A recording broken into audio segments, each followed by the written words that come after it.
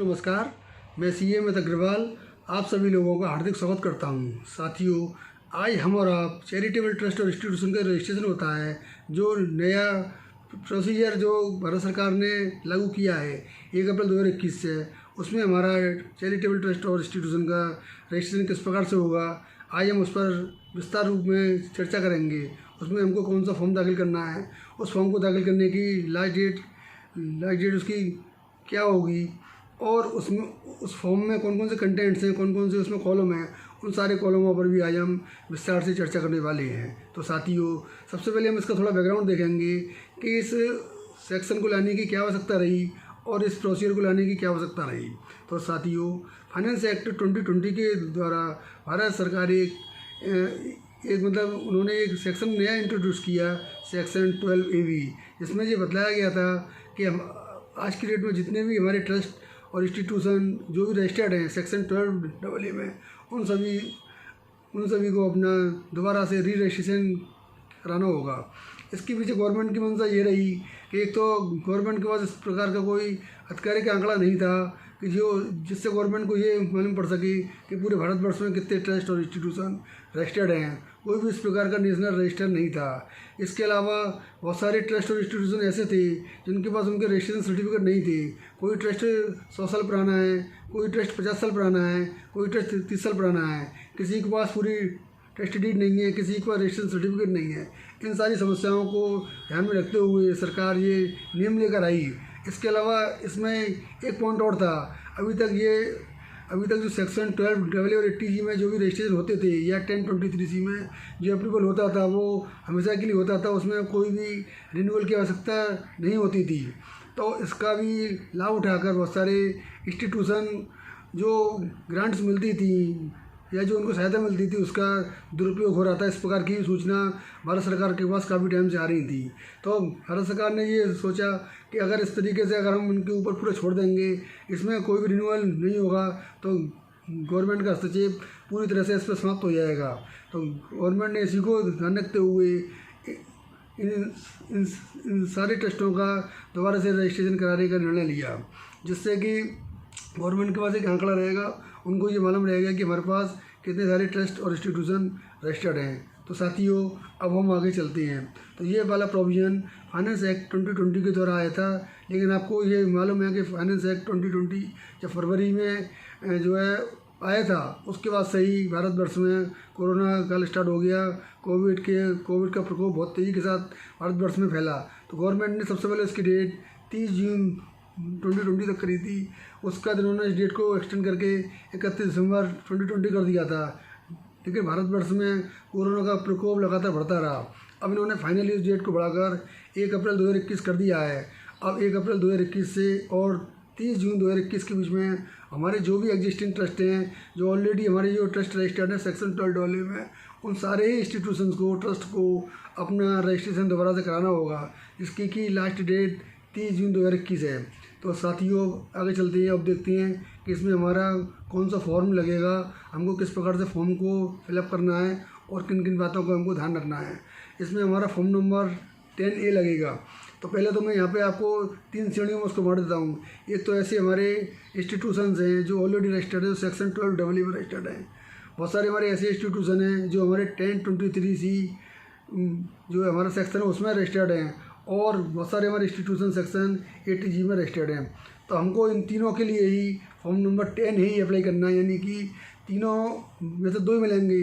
अब गवर्नमेंट ने ये नियम भी बना दिया है कि सेक्शन 12AA या 1023C में से एक का ही रजिस्ट्रेशन मिलेगा, दोनों का नहीं मिलेगा। इससे पहले स्थितियाँ ऐसी थी कि बहुत सारे इंस्टीट्यूशन के पास सेक्शन 12AA का भी रजिस्ट्रेशन था और 1023C का भी अप्रूवल था।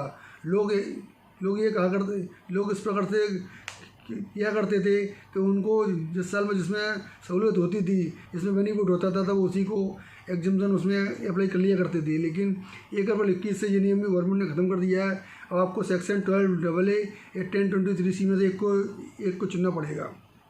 तो साथियों, अब हम इसमें ये देखेंगे जो 3 तरीके के प्रोविज़न हैं। सेक्शन 12AA जो अब समय 12AB हो चुका है, सेक्शन 1023C सब क्लोज 4, 5, 6 और 6A, और सेक्शन 80G। इन सब के लिए हमको फॉर्म नंबर 10A ही अप्लाई करना है, अलग से कोई फॉर्म अप्लाई नहीं करना है। यहाँ पर ध्यान देने योग्य बात ये है, अगर किसी व्यक्ति को सेक्शन 12AA में भी अप्लाई करना है और 80G में भी अप्लाई करना है तो उसको फॉर्म नंबर 10A 2 भरने पड़ेंगे। एक फॉर्म नंबर 10A उसको भरना पड़ेगा सेक्शन 12AB के लिए, एक फॉर्म नंबर 10 उसको भरना पड़ेगा 80G के लिए। ऐसा नहीं है कि एक ही बार फॉर्म भरने से दोनों हमको अप्रूवल और रजिस्ट्रेशन मिल जाएंगे। अब हम फॉर्म नंबर 10A के कंटेंट पर चलते हैं, तो उसमें हमसे किस प्रकार की जो है मतलब कौन कौन सी चीज़ें मांगी गई हैं और हमको किस प्रकार से फॉर्म 10A को फिलअप करना है। तो सबसे पहले तो हमको इनकम टैक्स इंडिया की जो वेबसाइट है उसको ओपन करना है, अपना अकाउंट उसमें लॉगिन करना है, अपना पैन नंबर डाल के, अपना ID पासवर्ड डाल के उसको हमको ओपन करना है। ओपन करने के बाद उसमें अदर फॉर्म का एक ऊपर विंडो खुलती है। अदर फॉर्म में हम जैसे ही आएंगे तो वहाँ पे हमको फॉर्म नंबर 10A को सेलेक्ट करना है।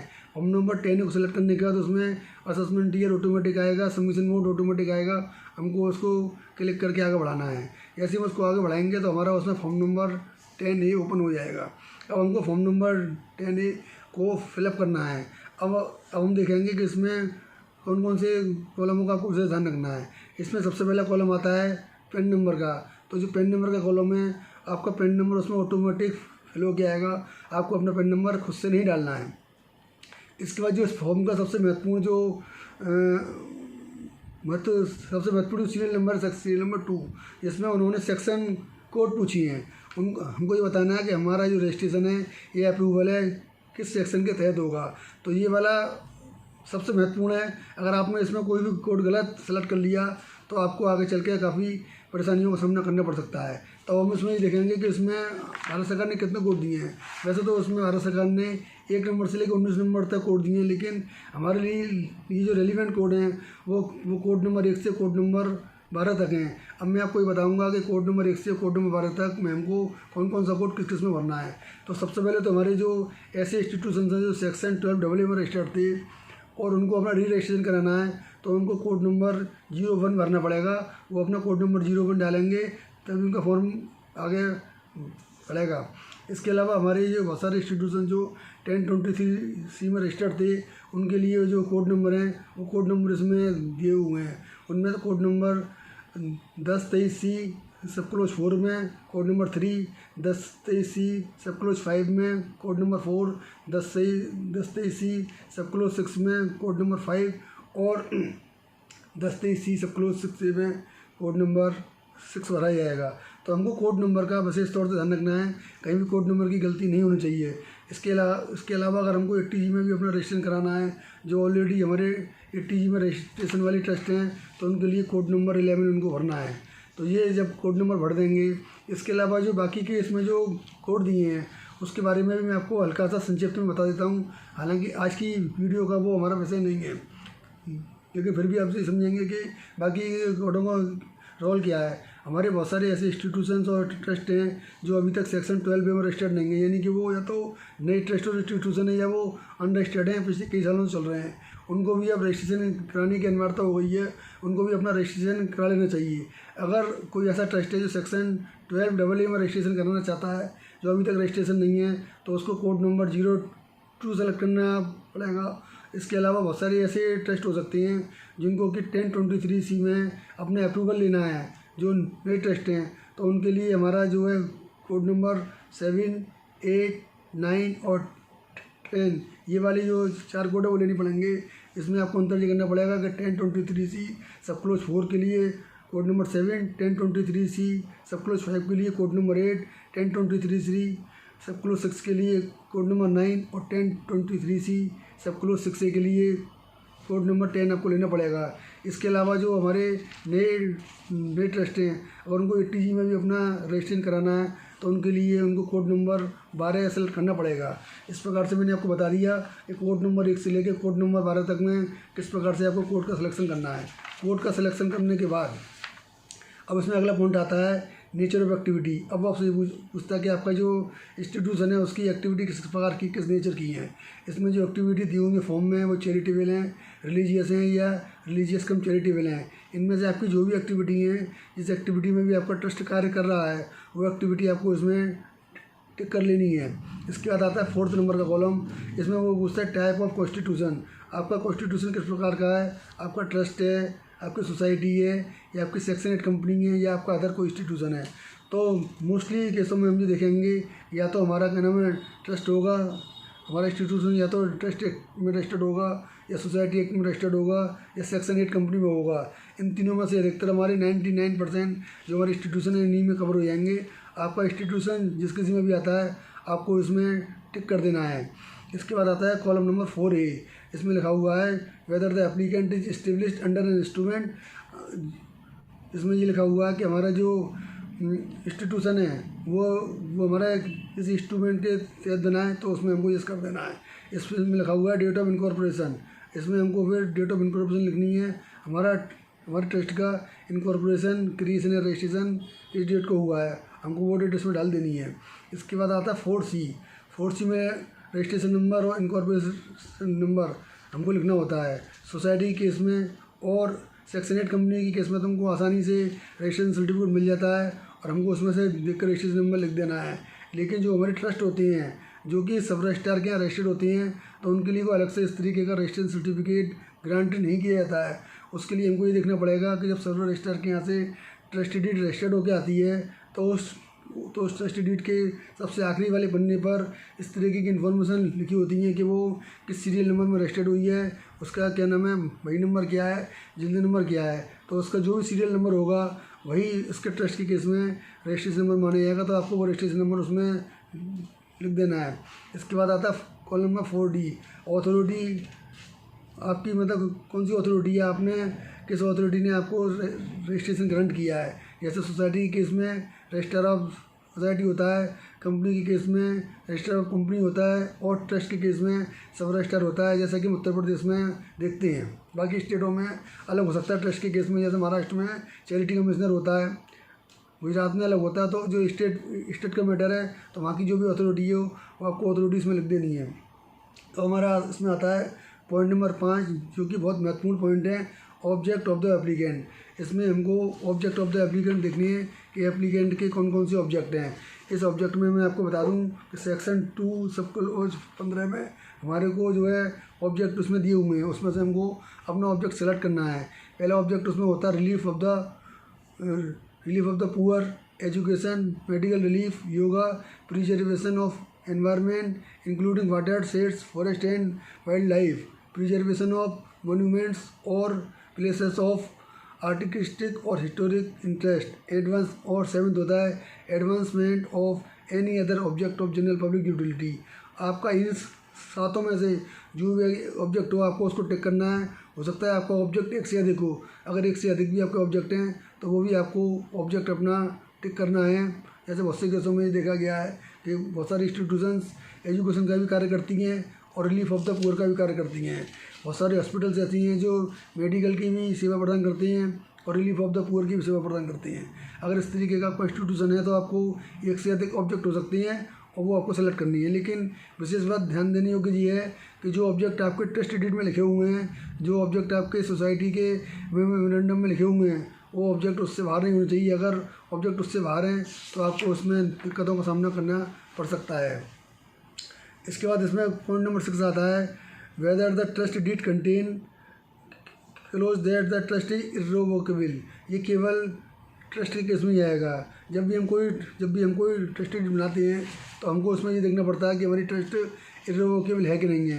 इर्रिवोकेबल ट्रस्ट का मतलब ये होता है कि अगर हमने एक बार चैरिटी कर दी तो वो चैरिटी हमेशा के लिए होती है, वो फिर वापस नहीं हो सकती है।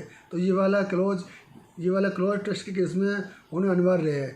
सोसाइटी के केस में और सेक्शन 8 कंपनी के केस में इस क्लॉज का होना कोई अनिवार्यता नहीं रखता है। तो आपको पॉइंट नंबर 6 पर इसको टिक करना पड़ेगा कि आपका येस है या नो है। अगर आपके ट्रस्ट डीड में इस प्रकार का क्लॉज नहीं है तो आप जल्दी से जल्दी अपनी ट्रस्ट डीड में मॉडिफाई करा के इस वाले क्लॉज को इंसर्ट करा ले, नहीं तो आपको आगे आने वाले समय में समस्याओं का सामना करना पड़ सकता है। इसके अलावा पॉइंट नंबर 7 हमारा ये बहुत महत्वपूर्ण है। इसमें लिखा हुआ है कि whether the applicant is registered on दर्पण पोर्टल और अंडर FCRA और under any other provision of the income tax act. हमको अब ये देखना होता है कि अगर हमारा इंस्टीट्यूशन NGO दर्पण एक्ट में रजिस्टर्स हैं। दर्पण एक्ट एक ऐसा एक्ट है जो नीति आयोग के अंतर्गत आता है, भारत सरकार के अंतर्गत आता है। जितने भी ट्रस्ट इंस्टीट्यूशन और चैरिटेबल इंस्टीट्यूशन होती हैं उन सबको अपना नीति आयोग के NGO दर्पण वाले पोर्टल पर अपने आप को रजिस्टर कराना चाहिए, जिससे कि गवर्नमेंट से मिलने वाली ग्रांट्स, गवर्नमेंट से मिलने वाली सुविधाएं आपको मिल सके। आपका ट्रस्ट अगर अच्छा कार्य करेगा तो गवर्नमेंट आपको ग्रांट भी इसमें दे सकती है। गवर्नमेंट के पास आपका सारा डाटा मौजूद रहेगा। जब भी गवर्नमेंट को किसी NGO की आवश्यकता होती है किसी भी क्षेत्र में, तो गवर्नमेंट ये देखती है कि कौन सा NGO अच्छा कार्य कर रहा है, तो गवर्नमेंट सोमोटो भी आपके NGO को सिलेक्ट कर सकती है और आपको गवर्नमेंट से भी ग्रांट मिल सकती है। तो आपको अगर NGO दर्पण में आपका अगर रजिस्ट्रेशन है तो वो रजिस्ट्रेशन नंबर लिखना होगा। अगर आपका FCRA में फॉरेन कंट्रीब्यूशन जो हमको मिलता है फॉरेन से, अगर उसमें आपका रजिस्ट्रेशन है तो वो नंबर भी आपको लिखना होगा। हालांकि ये नंबर हर एक के केस में लागू नहीं होता है, ये उन्हीं के केस में लागू होता है जिनको फॉरेन से कोई ग्रांट मिलती है या फॉरेन से उनको कोई कंट्रीब्यूशन मिलता है। इसके अलावा जो एग्जिस्टिंग हमारे ट्रस्ट हैं जो सेक्शन 12AA में रजिस्टर्ड हैं या 80G में रजिस्टर्ड हैं या 1023G में रजिस्टर्ड हैं, तो उनको अपना यहाँ पे उनको भी अपनी सारी डिटेल यहाँ भरनी होगी।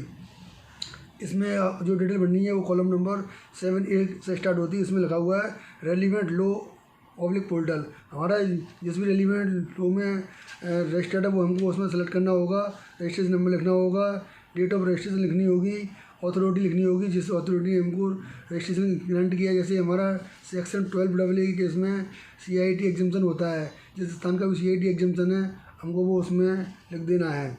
इसके बाद हमको इसमें कॉलम आता है date from which registration is effective. हमारा रजिस्ट्रेशन जिस डेट से भी इफेक्टिव है तो हमको वो डेट इसमें लिख देनी है। इसके बाद इसमें आता है कॉलम नंबर 8, जो भी बहुत महत्वपूर्ण कॉलम है। इसमें लिखा हुआ है whether any application for registration made by the applicant in the past has been rejected. अगर हमारे इंस्टीट्यूशन ने पिछले सालों में सेक्शन 12AA में, सेक्शन 80G में या सेक्शन 1023G में कोई एप्लीकेशन CIT की यहाँ पे मूव करी थी और वो किसी भी कारण से CIT ने हमारी रिजेक्ट कर दी थी एक बार, उसके बाद भले ही हमको दोबारा से उसका रजिस्ट्रेशन मिल गया तब भी हमको यहाँ पे अपना उसका यस करना पड़ेगा और जो ऑर्डर है हमारा उसकी कॉपी हमको एनक्लोज करनी पड़ेगी। इसके अलावा आता है हमारा कॉलम नंबर 9। कॉलम नंबर 9 भी हमारा बहुत महत्वपूर्ण है। इसमें वो हमसे ट्रस्ट के ऑथर, ट्रस्ट के सेटलर, ट्रस्ट के जो भी आपके जो भी ट्रस्टी हैं, सोसाइटी के मेंबर्स हैं, गवर्निंग बॉडी के मेंबर हैं, कंपनी की इसमें जो कंपनी के डायरेक्टर्स हैं उन सबका हमको ब्यौरा इसमें भरना पड़ेगा, उनका नाम देना पड़ेगा, उनकी पोजीशन देनी पड़ेगी कि उनका क्या रिलेशन है, कोई ट्रस्टी है, कोई उसका प्रेसिडेंट है, कोई उसका सेक्रेटरी है, कोई प्रिंसिपल ऑफिसर है, जो भी है। और उसमें उसके प्रूफ के लिए हमको पैन कार्ड नंबर लिखना पड़ेगा या आधार कार्ड नंबर। उसमें और भी कई ऑप्शन हैं, आपको जो भी ऑप्शन अवेलेबल हो। वैसे अधिकतर लोगों के पास पैन कार्ड और आधार कार्ड हैं तो उससे भी अपना कार्य चला सकते हैं। इसके अलावा उनको अपना एड्रेस लिखना पड़ेगा, अपना मोबाइल नंबर लिखना पड़ेगा और अपनी ईमेल आईडी लिखनी पड़ेगी। यहाँ मैं आपको ये बता दूँ कि इसमें ईमेल आईडी लिखना कंपलसरी है। अगर किसी के पास ईमेल आईडी नहीं है तो वो अपनी एक नई ईमेल आईडी बना ले, वरना उसका फॉर्म जो है फिलअप नहीं हो पाएगा। इसके बाद आता है हमारा कॉलम नंबर 10। उसमें लिखा हुआ है has return of income been filed for the last assessment year for which the period has expired. जो भी हमारी एग्जिस्टिंग इंस्टीट्यूशन है उनका जो लास्ट असेसमेंट ईयर है, असेसमेंट ईयर 2021, तो 2021 की उन्होंने रिटर्न लगभग सारे लोगों ने फाइल कर दी होगी। अगर उन्होंने रिटर्न अपना फाइल कर दिया है तो यहाँ पे यस और नो को 2 कॉलम है, तो उसमें ऑटोमेटिकली यस भर के आएगा। अगर रिटर्न 31 मार्च 20 का फाइल कर दिया है तो यहाँ पे यस लिख के आएगा। अगर यहाँ पे यस लिख के आता है तो कॉलम नंबर 11 से लेके कॉलम नंबर 20 तक के जो भी कॉलम है वो सारे डिसेबल हो जाएंगे। इसका मतलब ये है कि जिन लोगों ने अपना पिछले साल का रिटर्न दाखिल कर दिया है उनको कॉलम नंबर 11 से और कॉलम नंबर 20 तक नहीं भरनी है। लेकिन जिन लोगों ने पिछले साल का रिटर्न दाखिल नहीं किया है उनके लिए ये सारे कॉलम भरना कंपलसरी है। हालांकि इसमें एक बात और यहाँ पे बता देना चाहता हूँ कि असेसमेंट ईयर 2021 की ITR की जो भरने की लास्ट डेट 31 मार्च 2021 थी उसको गवर्नमेंट ने 2 महीने एक्सटेंड कर दिया है। अब वो 31 मई 2021 तक भरी जा सकती है। तो जिन इंस्टीट्यूशंस ने अपना रिटर्न अभी तक फाइल नहीं किया है तो वो अगर चाहें तो आज 27 तारीख है, वो अपना रिटर्न 31 मई तक फाइल कर सकते हैं। अगर वो अपना रिटर्न फाइल कर देते हैं तो इस कॉलम नंबर 10 में ऑटोमेटिक यस लिख के आ जाएगा और आपको कॉलम नंबर 11 से लेके 20 तक कोई भी कॉलम भरने की आवश्यकता नहीं रहेगी। इसके अलावा अब इसमें आता है कॉलम नंबर 21 से। इसमें लिखा हुआ है वेदर द फंड और इंस्टीट्यूशन है incurred any expenditure of religious nature. ये केवल हमारा 80G वाले केस पर एप्लीकेबल होता है। एक्चुअल में क्या इसका लिखने का पर्पज़ जो है, जो 80G हमारा जो 80G का जो सर्टिफिकेट मिलता है हमको, वो हमको रिलीजियस जो ट्रस्ट हैं उस केस में नहीं मिलता है। अगर हमारी कोई रिलीजियस ट्रस्ट है और हमको 80G का अगर अप्रूवल लेना है तो उसके लिए हमको इसमें भरना पड़ेगा कि यस और नो। इसके बाद कॉलम नंबर 21 भी आता है, इसमें लिखा हुआ है कि अगर पहले वाला यस है तो please provide the following details for 3 previous year immediately preceding the year in which the application is made. अगर हमारा पहला वाला कॉलम यस है तो हमको ये वाला कॉलम भरना पड़ेगा। इसमें लिखा हुआ serial number, previous year, total income या एक्सपेंडिचर ऑफ रिलीजियस नेचर। इसका ऑब्जेक्ट ये है कि हमारी जो भी हमने रिलीजियस के ऊपर खर्चा किया, रिलीजियस नेचर के ऊपर जो खर्चा किया है वो हमारी टोटल इनकम के 5% से ऊपर नहीं होना चाहिए in case of religious trust. अगर वो 5% से ऊपर होता है तो रिलीजियस ट्रस्ट को सेक्शन 80G का सर्टिफिकेट नहीं मिल सकता है। चैरिटेबल वाले केस में तो उसको मिल ही जाता है, वहाँ तो कोई समस्या नहीं है। लेकिन ये समस्या केवल रिलीजियस वाले केस में, अगर रिलीजियस ट्रस्ट को भी 80G अपना लेना है तो उसका रिलीजियस के ऊपर जो खर्चा किया है वो 5% से ऊपर नहीं होना चाहिए। 5% से ऊपर अगर खर्चा होगा तो उसको 80G का सर्टिफिकेट नहीं मिलेगा। इसके बाद इसमें वेरिफिकेशन वाला कॉलम आता है। इसमें हमको ध्यान देने की बात ये है कि जो भी ट्रस्ट के पदाधिकारी, चाहे वो अध्यक्ष हैं चाहे वो सेक्रेटरी हैं, जो उसके लिए ऑथराइज हैं, उन्हीं का इसमें साइन होगा, उनका पैन नंबर जाएगा और उससे वो वेरीफाई हो जाएगा। इसके अलावा अब इसमें हमको कुछ बातों का ध्यान और रखना है। जैसे कि अगर हमारा कोई नया ट्रस्ट है जो कि अभी तक हमारा ट्रस्ट रजिस्टर्ड नहीं था और अब हम उसको नए ट्रस्ट को सेक्शन 12A में रजिस्ट्रेशन कराने जा रहे हैं, तो हमको जो कॉलम नंबर 10 जो मैंने बताया था उसमें हमको विशेष बातों का ध्यान रखना होगा। उसके इसमें भले ही हमने अपना रिटर्न 31 मार्च 20 का फाइल कर दिया हो, फिर भी हमको इसमें कॉलम नंबर 11 से कॉलम नंबर 20 तक सारा भरना होगा। अब मैं एक बार आपको कॉलम नंबर 11 से कॉलम नंबर 20 तक पढ़ के बता देता हूँ कि उसमें हमसे किस किस प्रकार की रिक्वायरमेंट मांगी गई है। पहला ये मांगा क्या है कि कॉर्पस फंड में आपका कितना बैलेंस है और आपको रिजर्व सरप्लस में कितना बैलेंस है वो लिखना पड़ेगा। आपकी लॉन्ग टर्म लायबिलिटी कितनी है वो लिखनी पड़ेंगी। आपकी अदर लायबिलिटी है वो क्या लिखनी पड़ेगी। यानी कि बैलेंस शीट की लायबिलिटी साइड लगभग कंप्लीट हो गई। अब बैलेंस शीट की असेट साइड में आती है, उसमें हमको लिखना पड़ेगा कि हमारे पास लैंड और बिल्डिंग कितनी है, लैंड और बिल्डिंग की अमाउंट लिखनी पड़ेगी। इसके अलावा हमारे पास अदर फिक्स्ड असेट्स कितनी है other than land and building, तो जो भी अमाउंट है वो लिखना पड़ेगा। अब कॉलम नंबर 17 में हमको इन्वेस्टमेंट लिखनी पड़ेंगे जो कि हमारी सेक्शन 11(5) के मोड में इन्वेस्टेड हैं। इसके अलावा कॉलम नंबर 18 में हमको ऐसे इन्वेस्टमेंट वगैरह लिखनी पड़ेंगे जो 11(5) के मोड में नहीं है। अगर 11(5) के मोड में नहीं है तो आपके इंस्टीट्यूशन को समस्याओं का सामना करना पड़ सकता है। इसलिए जो भी आपके इन्वेस्टमेंट हैं वो सेक्शन 11(5) के मोड्स में होने चाहिए। सेक्शन 11(5) के मोड्स उसमें दिए गए हैं। उसमें आपका सेविंग अकाउंट में, FDR में, इमूवेबल प्रॉपर्टी में, जो इस तरीके के मोड्स हैं उसी में आपका जो है इन्वेस्टमेंट होना चाहिए। कॉलम नंबर 19 में दी हूँ अदर असेट्स। अगर इसके अलावा कोई असेट्स बचती हैं तो वो कॉलम नंबर 19 में आएंगी। अब कॉलम नंबर हमारा आता है 20।